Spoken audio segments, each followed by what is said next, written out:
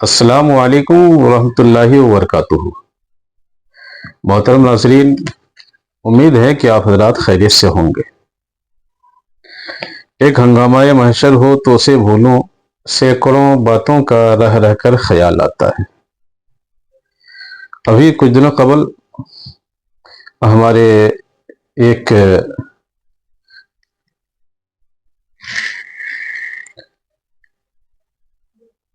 محترم ناظرین، السلام علیکم ورحمۃ اللہ تعالی وبرکاتہ۔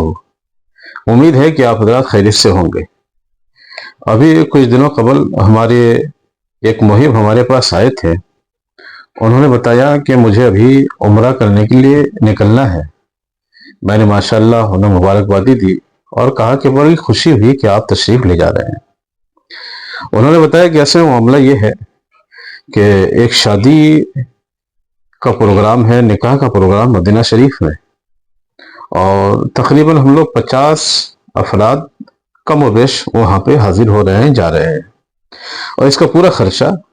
وہی جن کی طرف سے شادی ہو رہی ہے، جن کی طرف سے نکاح کا پروگرام مدینہ شریف میں رکھا گیا ہے، وہ لوگ جا رہے ہیں اور پورا خرچہ وہی لوگ اٹھا رہے ہیں۔ میں نے کہا کہ تقریباً 50 سے 60 ہزار تو ایک آدمی کا خرچہ آیا ہوگا، اور میں کہ نہیں، میرے ویزا کے لیے انہوں نے 75,000 روپیز دیے،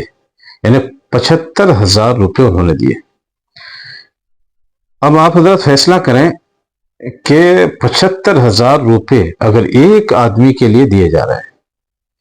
50 افراد ہی ہم مان لیں تو تقریباً 37 سے 38 لاکھ کے بیچ میں یہ خرچہ آ رہا ہے، جو ویزا، کرایہ اور فلائٹ کے کرائے کے نام پر کمپنیاں لے رہی ہے اور ٹور والے لے رہے ہیں۔ اور حالات کہیے کہ ہمارے جو ٹور والے ہیں، مختلف ٹور والے، وہ لوگ تو باضابطہ میرج پیکیج ہی کا اعلان کر رہے ہیں۔ سوچنے والی بات ہے کہ شادی کرنے کا حکم ہے، شادی کرنا عام حالتوں میں سنت ہے، لیکن مدینہ شریف میں خاص کر کے شادی کرنا فرض ہے، واجب ہے، سنت ہے، مستحب ہے۔ علماء جانتے ہیں کہ حضور صلی اللہ تعالی علیہ وسلم نے شادی کے تعلق سے حکم دیا، اعلنوا ھذا النکاح، اس نکاح کا اعلان کرو، چھپے طور پر نہ کرو، وجعلوہ فی المساجد، نکاح کی مجلسیں مسجدوں میں قائم کرو۔ تو نکاح کرنے کا حکم مسجدوں میں ہے، یہ نہیں کہ عورت مرد سب جا کر کے مسجد نبوی میں چلے گئے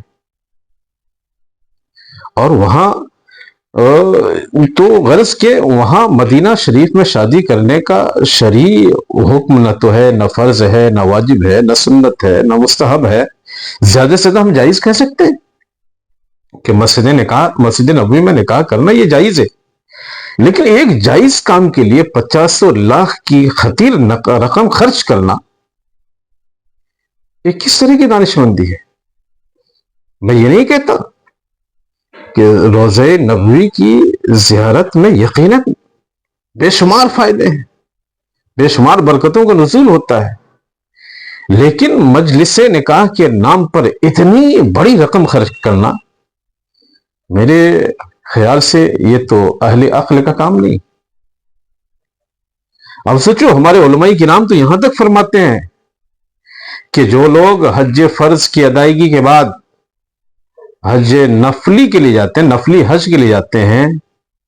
عمرہ کی ایک بار ادائیگی کرنے کے بعد پھر بار بار عمرہ کے لیے جاتے ہیں، ان کے لیے سب سے بہتر یہ ہے کہ کوئی ایسا کام کرے کہ جس سے مذہب و ملت کی تعمیر ہو، ترقی ہو۔ آج ہم ایسے لوگوں سے مذہب و ملت کی تعمیر کے لیے کہیں کہ آپ قوم مسلم کی ترقی کے لیے، اس کی فلاح بہبود کے لیے خرچ کیجئے، یہ لوگ تیار نہیں ہیں۔ بمشکل رمضان کے مہینے میں 2.5% یا اس سے کم، کچھ لوگ حساب کر کے، کچھ لوگ بلا حساب کے زکوٰۃ یوں ہی نکال دیے۔ اس کے بعد ان کے پاس روپے نہیں، ان کے پاس رقم نہیں۔ یہی لوگ جو لاکھوں کی رقم نکاح کے نام پر مدینہ شریف جانے میں خرچ کر رہے ہیں، ان سے آپ کہو کہ ہمارے یہاں جس نبی کریم صلی اللہ تعالی علیہ وسلم کو معلم بنا کر کے بھیجا گیا، نبی خود ارشاد فرماتے انما بعثت معلما، میں معلم بنا کر کے بھیجا گیا، اسی معلم کائنات کی تعلیمات کو عام کرنے کے لیے ہمیں مدارس میں، دارالعلوم میں، جامعات میں رقم کی ضرورت ہے۔ ان سے 1,50,000 کی رقم بمشکل نکلے گی، لیکن یہ لوگ شادی کے نام پر اتنی خطیر رقم خرچ کرتے ہیں اور ان کے سروں میں جوں تک نہیں رکھتی۔ پتہ نہیں ہماری قوم کدھر جا رہی ہے۔ جب لوگوں کے پاس مالداری آتی ہے ان کی سرکشیاں بڑھ رہی ہیں، فیشن بڑھ رہے ہیں۔ آج کل کے زمانے میں یہ کہہ سکتا ہوں کہ مدینہ شریف میں شادی کا پروگرام رکھنا نکاح کا پروگرام نہیں، ایک فیشن بن چکا ہے۔ لوگوں نے ریاکاری اختیار کر لی ہے، لوگ اس پر فخر جتا رہے ہیں کہ ہم نے اپنی بیٹی کا نکاح مدینہ میں کرایا، ہم نے اپنے بیٹے کی نکاح کی مجلس مدینہ شریف میں رکھی، مسجد نبوی میں رکھی۔ حالانکہ اس سفر میں جانے میں اہل علم جانتے ہیں کہ اب تک لڑکا لڑکی کا نکاح ہوا نہیں، وہ نکاح ہوگا مدینہ میں، لیکن یہ پورے سفر میں لڑکا لڑکی جو دولہا دلہن ہے، جن دونوں کا نکاح مدینہ شریف میں ہونا طے پایا ہے، یہ لوگ جو آپس میں جا رہے ہیں،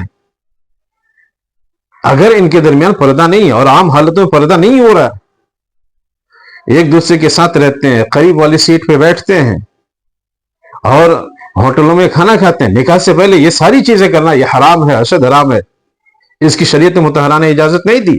لیکن ہماری قوم نکاح کے نام پر یہاں سے لے کر وہاں تک جو یہ برائیاں ہو رہی ہیں، نکاح سے قبل غیر محرم کی طرف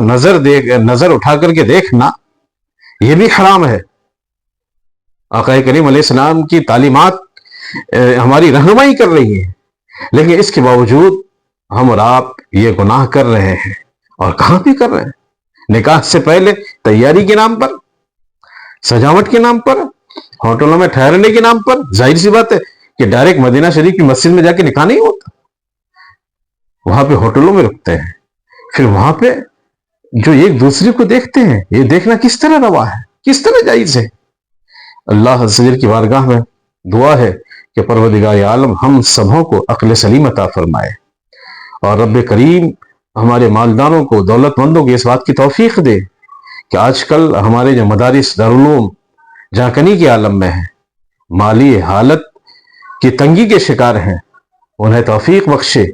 کہ ایسے کام میں نہ خرچ کر کے ایسے کام میں خرچ کریں جس کی ترغیب آقا کریم نے دلائی ہے۔ قرآن و حدیث میں اس کے تعلیمات موجود ہیں۔ وآخر دعوانا الحمدللہ رب العالمین۔ السلام علیکم ورحمۃ اللہ تعالیٰ